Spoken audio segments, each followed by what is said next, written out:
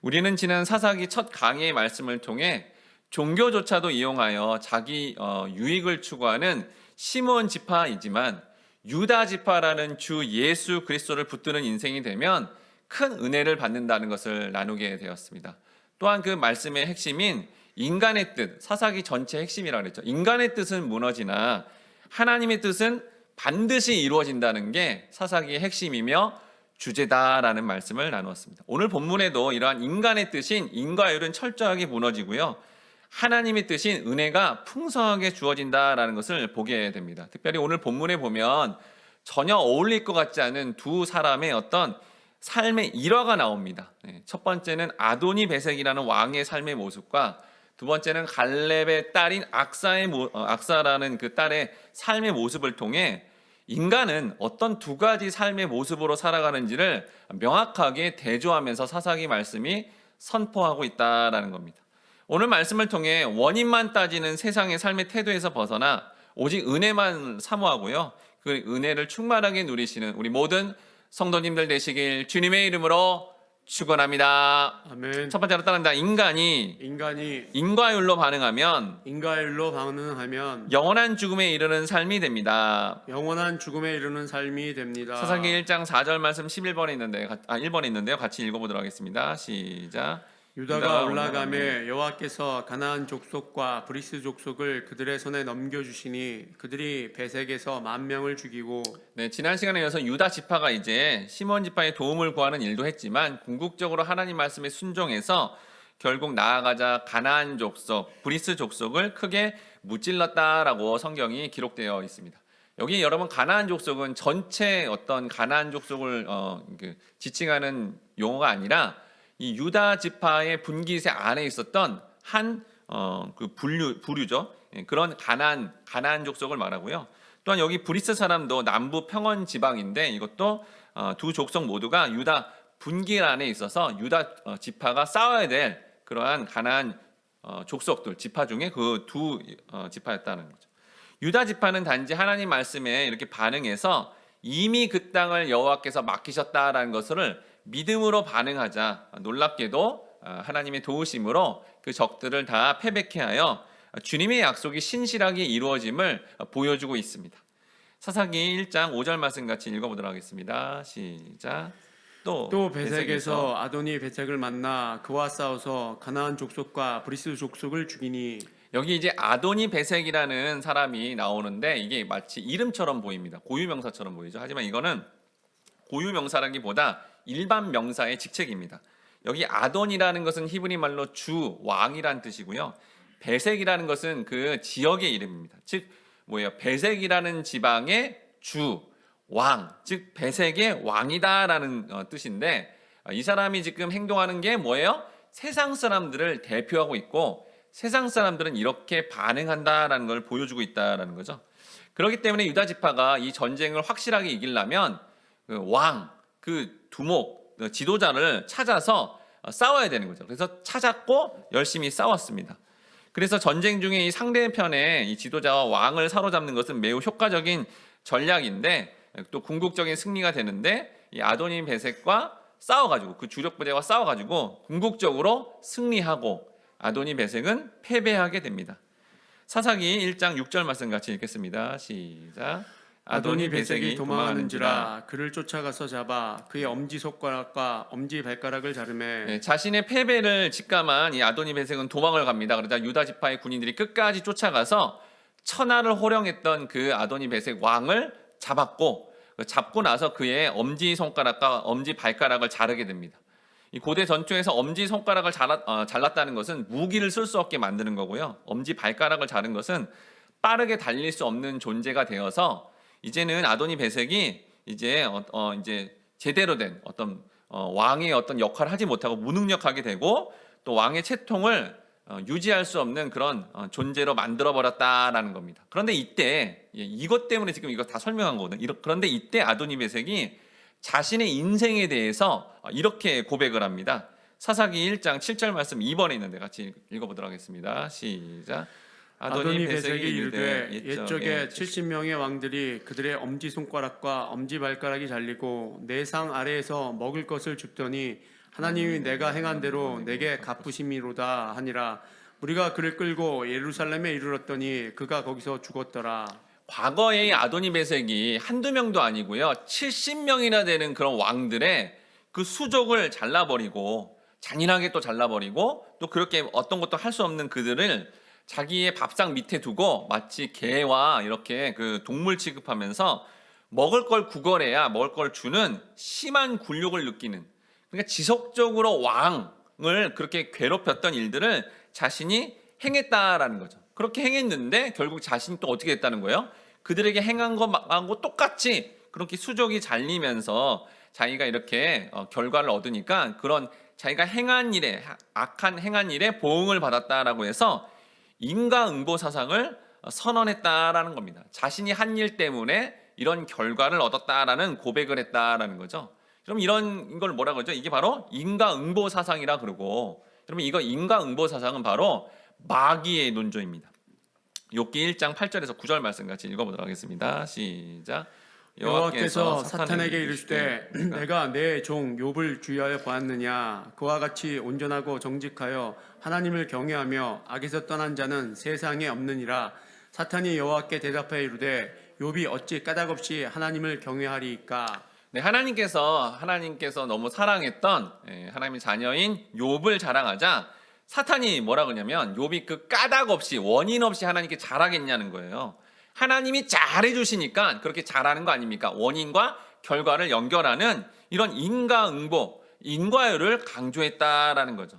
그래서 여러분 오늘날에 하나님의 백성, 성도라는 사람들은 자꾸 원인과 결과를 따지는 이 논조에 빠지면 안 된다라는 겁니다. 여러분 자꾸 원인을 따지게 되면 은혜가 다 사라지는 겁니다. 은혜는 원인 없이 주어지는 건데 자꾸 원인만 따지는 인생이 되면 은혜의 반대편에 서는 거고, 은혜의 반대편에 서면 구원과 멀어지는 그런 상태가 된다라는 거예요. 그래서 여러분 하나님은요 자꾸 이 원인을 따지는 인간사에 그 원인을 철저하게 파괴하고자 참 귀한 말씀을 선언해 줬죠. 우리를 은혜로 구원해 주신다라는 말씀이 바로 로마서 5장 8절 말씀인데요. 3번인데 같이 읽어보도록 하겠습니다. 시작.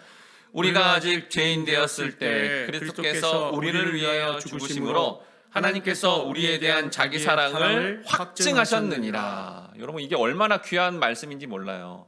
우리가 죄인 되었을 때, 여러분 죄인은 어떻게 해야 되죠? 처벌당해야 됩니다. 벌 받아야 됩니다. 심판받아야 되죠. 근데 죄인 되었을 때 원인이 그런다면 결과는 그렇게 돼야 되는데 하나님 어떻게 했다고요? 그 원인과 상관없이 죽으심으로 사랑하여 구원의 길을 열어줬다는 이 로마서 5장 8절의 말씀을 통해 우리는 원인 없이 우리의 삶을 구원하신다는 이 하나님의 놀라운 은혜의 말씀, 이 구원의 말씀을 우리가 기억해야 된다라는 거죠. 하나님은 철저하게 그렇게 원인을 파괴하고자, 원인을 없애고 우리가 원인 없이 그런 은혜를 충만하게 주셔서 그렇게 구원하시고자 한다라는 겁니다.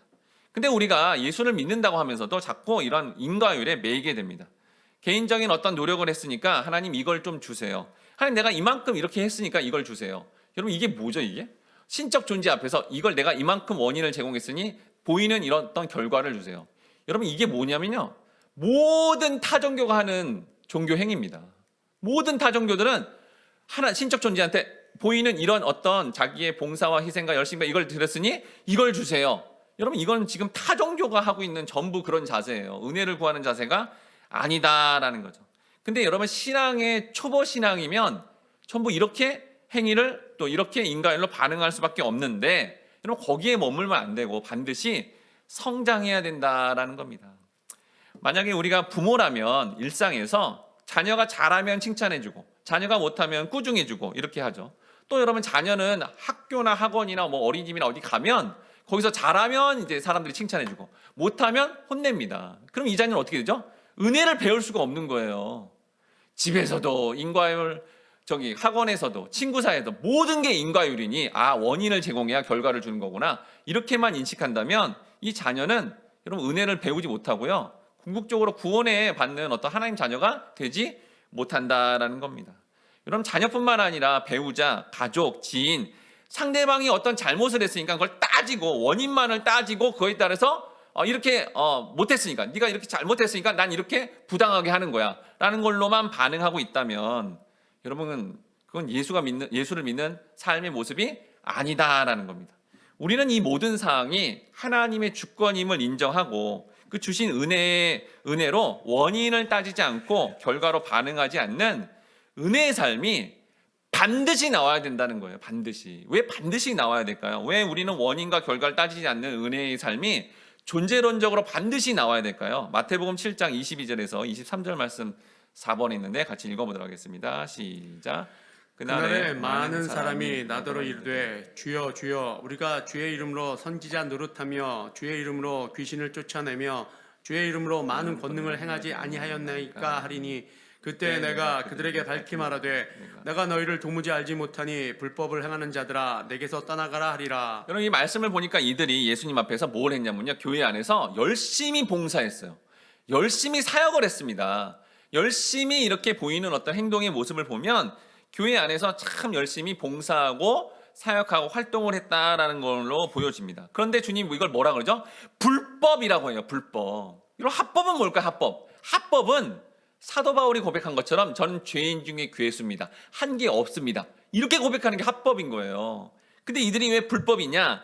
이들이 말한 게 원인과 결과 이런 어떤 활동들을 했으니 주님 이거 마지막 때 종말 때 주님을 만난 거예요. 주님 저한테 구원을 주세요라고 하는 인과율로 반응했다라는 겁니다.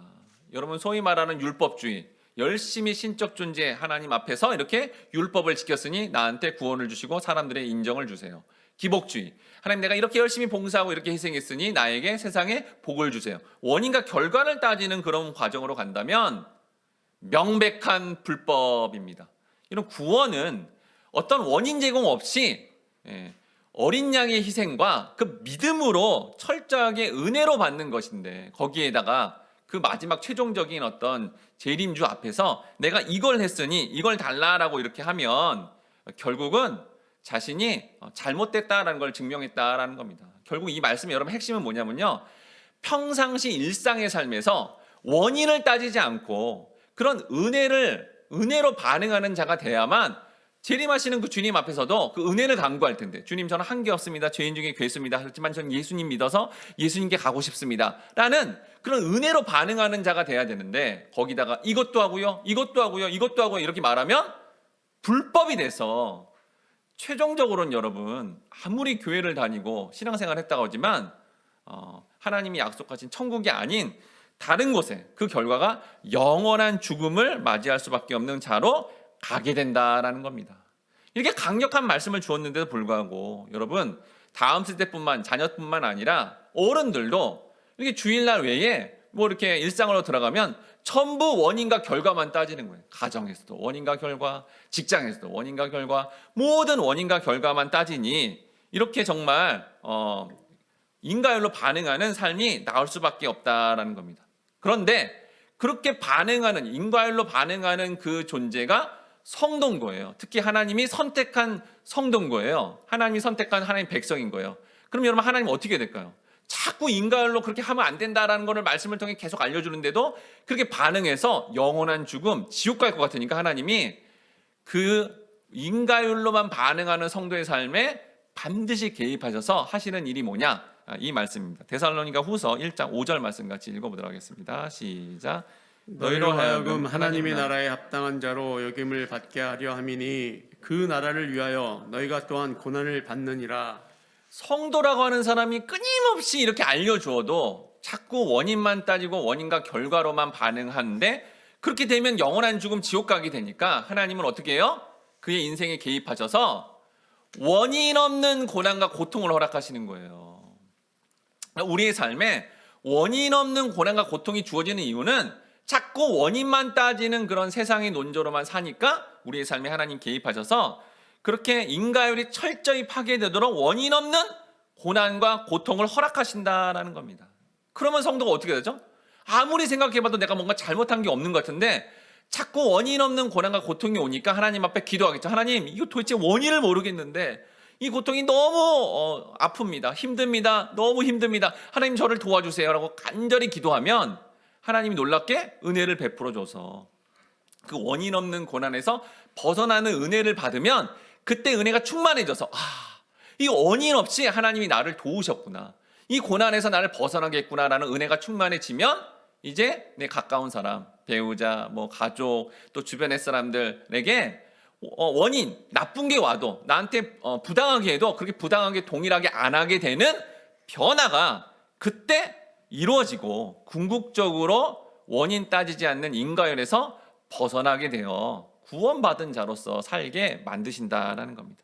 바로 그런데 우리 모든 성도님들이 원인과 결과만 생각하는 인과열의 삶에서 나아가 이렇게 영원한 죽음으로 가는 것이 아니라 원인 없는 호의와 고난을 허락하시어 우리를 궁극적으로 구원하시는 그 하나님 앞에 나아가 그 원인을 따지지 않는 은혜의 삶으로 살아가시는 우리 모든 성도님들 되시길 주님의 이름으로 축원합니다. 아멘. 두 번째로 따릅니다. 인간이 하나님을 믿고 은혜를 구하면 은혜를 구하면 영원한 생명을 얻는 삶이 됩니다. 영원한 생명을 얻는 삶이 됩니다. 사사기 1장 11에서 12절 말씀 5번에 있는데 같이 읽어보도록 하겠습니다. 시작. 거기서 나아가서 드빌의 주민들을 쳤으니 드빌의 본 이름은 기럇세벨이라. 갈렙이 말하기를 기럇세벨을 쳐서 그것을 점령하는 자에게는 내 딸 악사를 아내로 주리라 하였더니. 여기 이제 유다 지파가 점령해야 되는 지역 중에 드빌이 나옵니다. 같은 말로 기럇세벨인데요. 아주 전략적인 요충지 같았습니다. 그래서 유다 지파를 대표하는 갈렙이 이 전략적 요충지를 반드시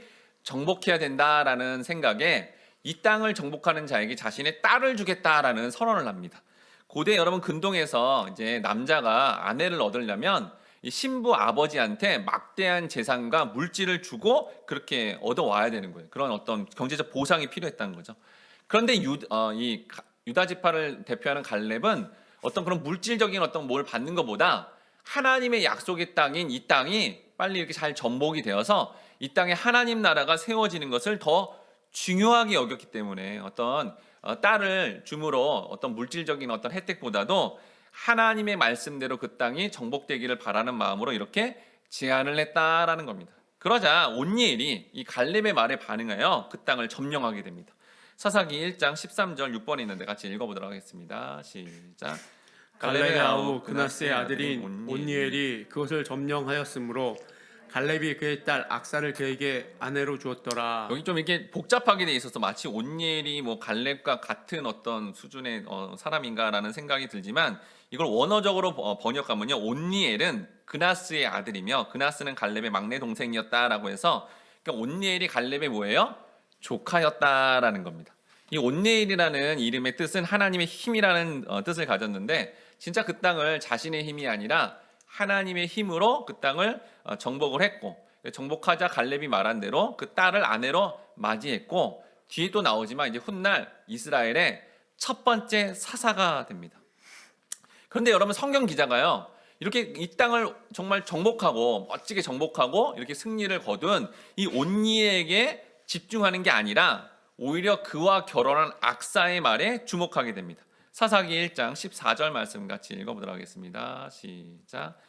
악사가 출가할 때 그에게 정하여 자기 아버지에게 밭을 구하자 하고 나귀에서 내림에 갈렙이 묻되 내가 무엇을 원하느냐 하니. 원어 성경에 보면 이런 표현이 되어 있어요. 그리고 발생하였다라는 이 단어가 들어가 있어요. 원어에는. 자, 이 말은 언제 쓰냐면 새로운 화제를 소개할 때 쓰는 어구입니다.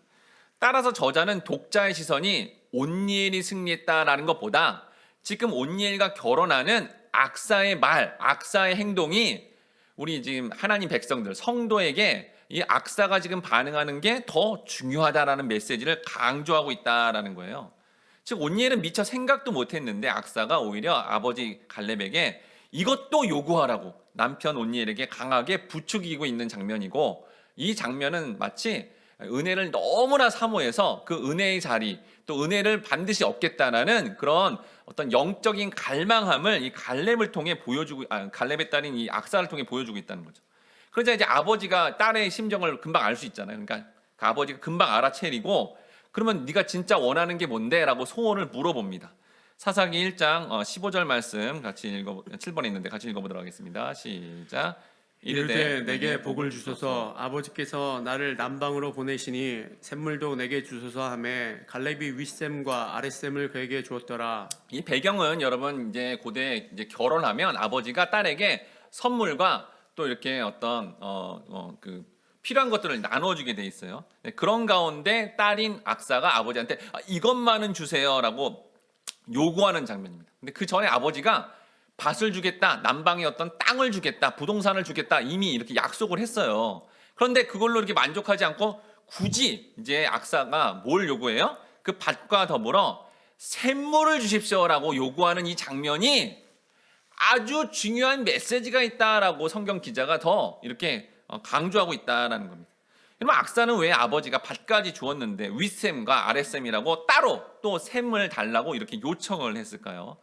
여기 여러분 우리말로는 남방이라고 돼 있는데 이 남방은 사실 이제 창세기 12장에 아브라함에도 나오는데 이 남방이 네게부 즉 광야라는 뜻이에요. 제가 예전에 성지순례 가서 유다 광야를 가봤거든요. 진짜 돌과 모래밖에 없습니다. 정말 황량한 곳이에요. 황량한 곳.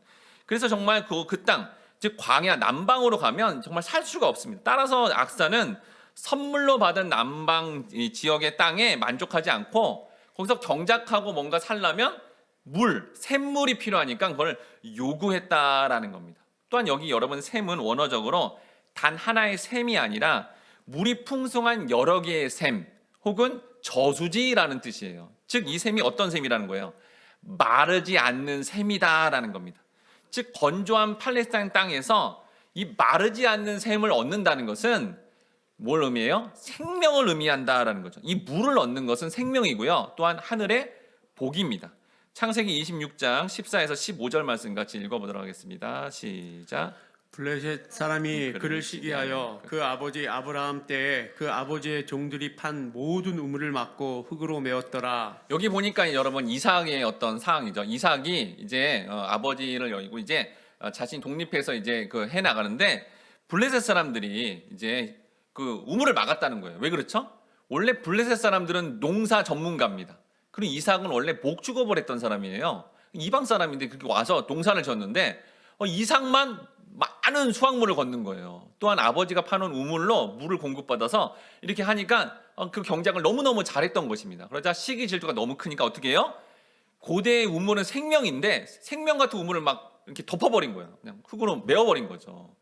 그러니까 이삭이 막 따질 수도 있는데 따지지 않고 싸우지 않고 하나님 백성으로서 평화를 위해서 다른 곳에 가서 우물을 다시 파게 됩니다.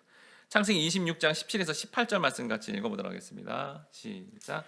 이삭이 그곳을 떠나 그랄 골짜기에 장막을 치고 거기 거류하며 그 아버지 아브라함 때 팠던 우물들을 다시 팠으니 이는 아브라함이 죽은 후에 블레셋 사람이 그 우물들을 메웠음이라. 이삭이 그 우물들의 이름을 그의 아버지가 부르던 이름으로 불렀더라. 여러분 이삭은 그 땅에 수확물이 많고 평화롭고 안정적으로 살 수 있음에도 불구하고 이 블레셋 사람들과 다투지 않고 평화를 유지하고자 곧바로 떠났고요. 또다시 수고스럽게 우물을 파는 사실은 고난과 고통의 삶을 살게 된 거죠. 그런데 그때 판 우물이 뭐냐? 그때 그렇게 평화를 위해서 이렇게 해서 고생스럽게 우물을 딱 팠는데요. 이 우물이 바로 무슨 우물이었냐면 샘 근원의 우물이었습니다. 창세기 26장 19절에 보면 이삭의 종들이 골짜기를 파서 샘 근원을 얻었더니라고 했어요. 여러분 우리야 이제 한국에 살고 이렇게 물을 이렇게 아주 그냥 쉽게 손쉽게 얻을 수 있으니까 이게 이렇게 감격이 아닐 텐데 여러분 이전에 여러분 고대 지금 이 팔레스타인 중동 근방에서는 여러분 우물이 어떤 우물이냐면 대부분 우기 때 비가 내려요. 비가 내리면 이 빗물이 이제 땅속에 들어가다가 이렇게 물이 조금 이렇게 고여 있는 겁니다. 그러면 이제 우물을 파서 그 고여 있는 물을 이제 끌어올려서 그렇게 쓰는 거예요.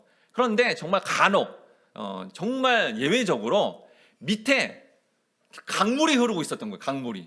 강물이 흐르는데 거기다가 땅을 파가지고 그 강물에 딱 연결하면 어떻게 된 거죠? 이 우물은 절대로 마르지 않는 그런 샘 근원의 우물인 거예요. 근데 이게 여러분 지금이야 무슨 지질 이렇게 막 그 기계들이 있잖아요. 이렇게 막 띠디디 해가지고 이렇게 파가지고 그렇게 그걸 금방 알아내고 수맥을 금방 찾을 수 있지만 옛날에는 이 기술이 없었기 때문에 이 샘 근원의 우물을 찾는 것은 거의 불가능한 일이에요. 근데 이삭이 아무 이유 없이 정말 은혜로 그 샘 근원의 그런 우물을 찾았다라고 성경이 아주 자세하게 기록되어 있어요. 여러분 이 맥락을 지금 계속 잘 따라와야 돼요.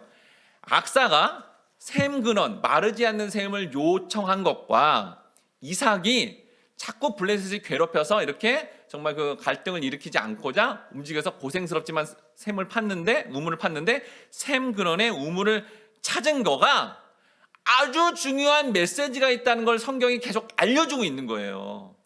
여러분 본문 여기 지금 사사기 1장 11절에서 15절에 나오는 이 악사에 대한 어떤 삶의 라이프 스타일 이 예화는 사실은 여호수아 15장 13에서 19절에 똑같이 나와 있습니다. 여호수아 그 전에 앞에 있는 성경에 나온 이 일이 여기에 그대로 똑같이 기술되어 있는 거예요. 왜 똑같은 내용을 왜 여기다 다시 기술했을까요?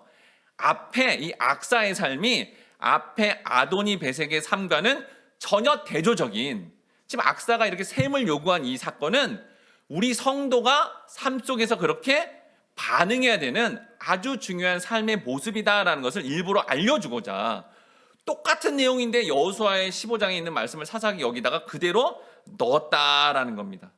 그러니까 이 사건이 단순히 악사와 온니엘이 결혼하는데 남방이라는 광야라는 황량한 땅에 가니까 아버지 물 좀 주세요. 그래가지고 물이 나오는 샘 좀 얻었다라는 거 끝나는 게 아니라 이 샘을 얻는 거는 아주 중요한 상징성이 있다라는 걸 강조하고 있습니다. 즉 이 샘의 어원과 여러분 요한복음의 예수님이 사마리아 여인, 우물 옆에서 사마리아 여인을 만난 이 장면에서 뭐라고 하냐면 샘물이 되리라라고 하는데 그 샘물이 되리라는 거와 같은 어원을 가지고 있습니다. 요한복음 4장 13에서 14절 말씀 8번 있는데 같이 읽어보도록 하겠습니다. 시작.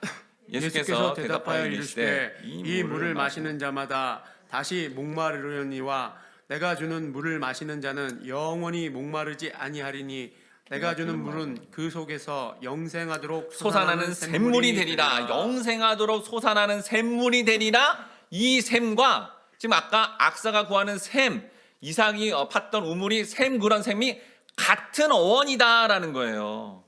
여러분 예수님이 만난 사마리아 여인 어떤 여자죠? 남편이 몇 번이나 바뀌었어요. 인생이 광야입니다. 광야. 인생의 목마름이 끝이 없는 거예요. 끝이 없는 거예요. 그냥 인생 자체가 광야다라는 거죠.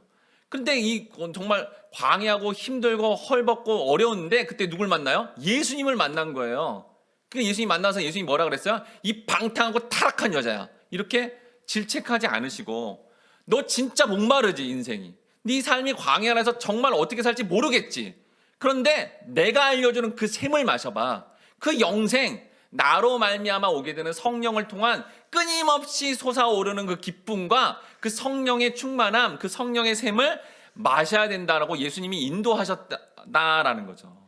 여러분 그러니까 결국 이 지금 악사가 그 정말 광야, 남방의 같은 그런 그 과정으로 내려가는 그 가운데 마르지 않는 샘을 요구한 것과 이삭이 이 땅을 살아가는데 세상 사람의 대표에는 블레셋이 자꾸 괴롭혀서 자기가 이룬 것들도 자꾸 뺏어가고 없애는 이런 광야 같은 삶 가운데 다시 샘근원의 우물을 찾은 것과 이 사마리아 여인이 이렇게 정말 영원히 마르지 않는 예수님을 만나 그 성령의 놀라운 역사를 경험한 이 모든 게 성도의 삶이라는 거예요. 성도의 삶.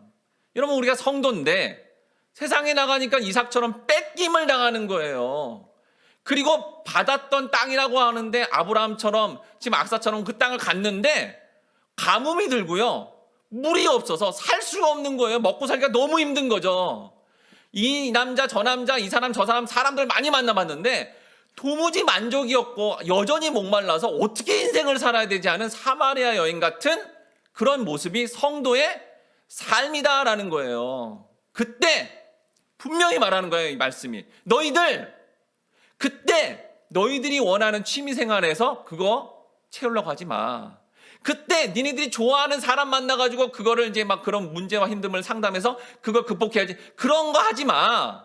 그때 나를 만나야 돼. 주님을 만나야 돼.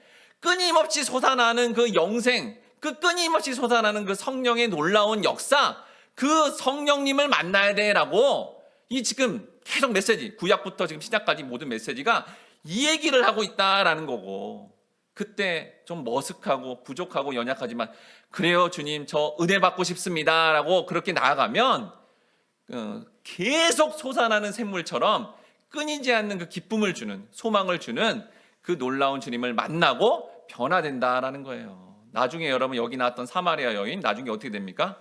성 포틴이라는 호칭을 받으며 네로의 딸 돕니나까지 전도하는 로마에 있는 그 황제와 그런 귀족들을 막 들썩들썩하게 만드는 영향력이 있는 그런 끊임없이 솟아나는 이런 성령에 충만한 삶을 살게 됩니다. 이삭 그렇게 가지고 우물을 얻고 인생 내내 우물만 팠는데 놀랍게도 하늘의 복을 받은 대표적인 인물로 세워지게 되고, 여기 지금 온니엘이 승리했는데도 악사가 이 셈을 요구했던 이 장면이 오히려 더 주인공이 되는, 성경의 인물이 되는 그러한 자로 세워주는 인생, 그게 바로 은혜 받은 자의 그런 삶의 모습이다라는 겁니다. 오늘 본문은 그렇게 은혜를 구하는 자와 자기가 한 일의 원인에 대해서 결과를 내놓으세요라고 하는 그런 인과율을 강조하는 두 가지 삶으로 인간의 삶이 그렇게 대조적으로 나타난다라는 겁니다.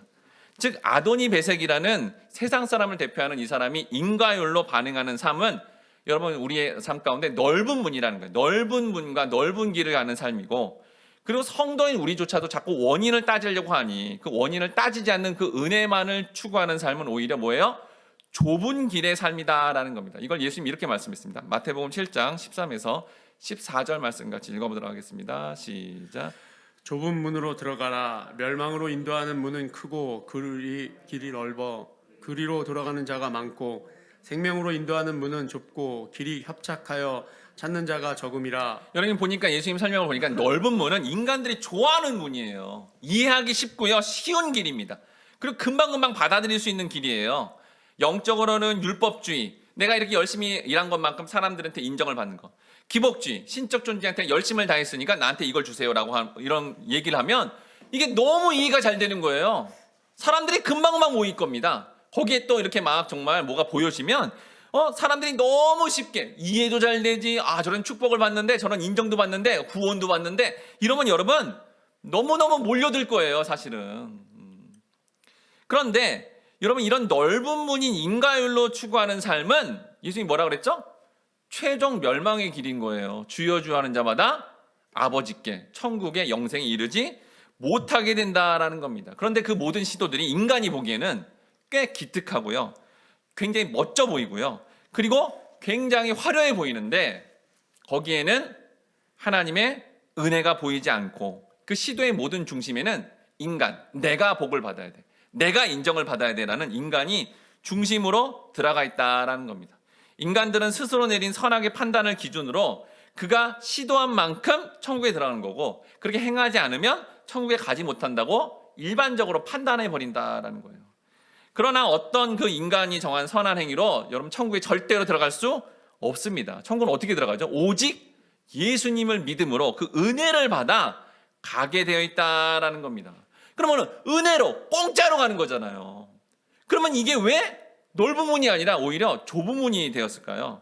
여러분 이 좁은 문이라는 원어적 의미는 원래 넓은 문이라는 뜻이에요. 원어적 의미는 원래는 여러분 보세요. 은혜로 공짜로 간다는데 아무것도 안 보고 그렇게 열어놨다는데 그게 넓은 문이잖아요.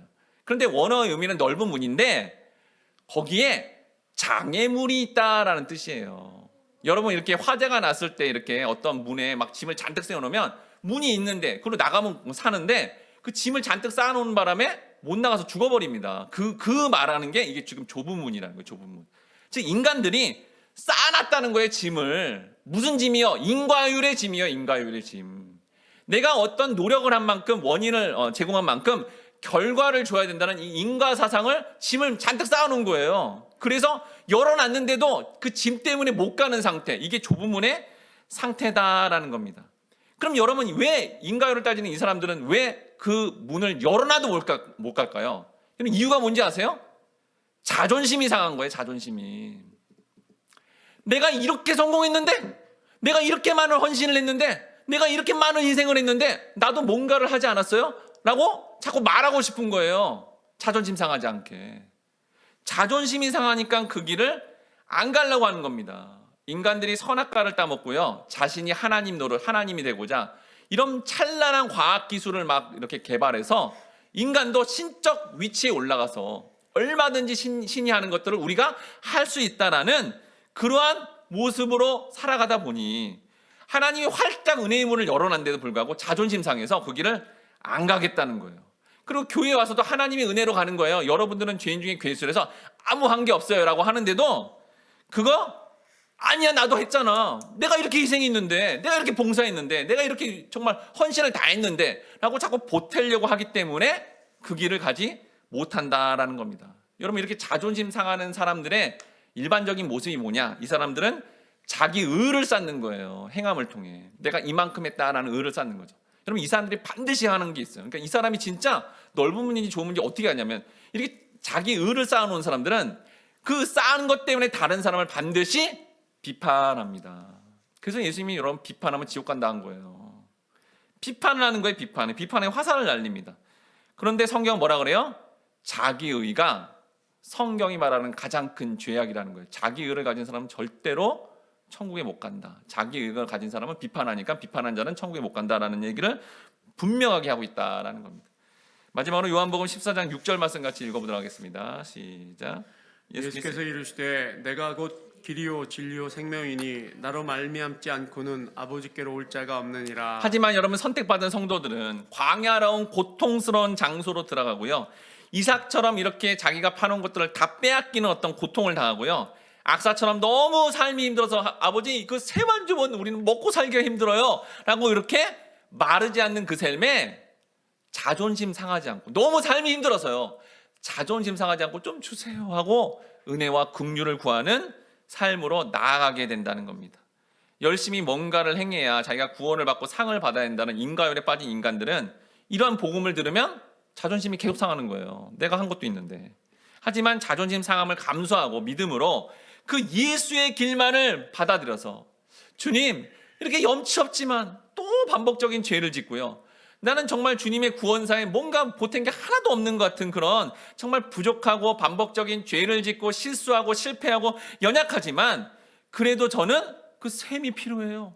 전 그래도 예수가 필요해요. 전 성령의 충만함이 필요합니다. 전 그 하나님 나라를 사모합니다 라고 그렇게 면목 없지만 자존심 상하지 않고 구하면, 여러분, 놀랍게도 하나님은 그렇게 은혜를 사모하는 자에게 엄청난 정말 은혜를 허락해 주시고 영원한 생명뿐만 아니라 이 땅 가운데 성령의 충만함으로 살아가게 하신다라는 겁니다. 그래서 우리는 여러분, 이런 선택받은 우리 영혼들은, 성도들은 하루도 은혜 없이는 살 수가 없는 거예요. 왜냐하면 인과율을 이렇게 자꾸 말하고 이렇게 조장하는 여러분 세상은 모든 인생의 불행을 조장하거든요. 인과율에서는 살 수가 없는 겁니다.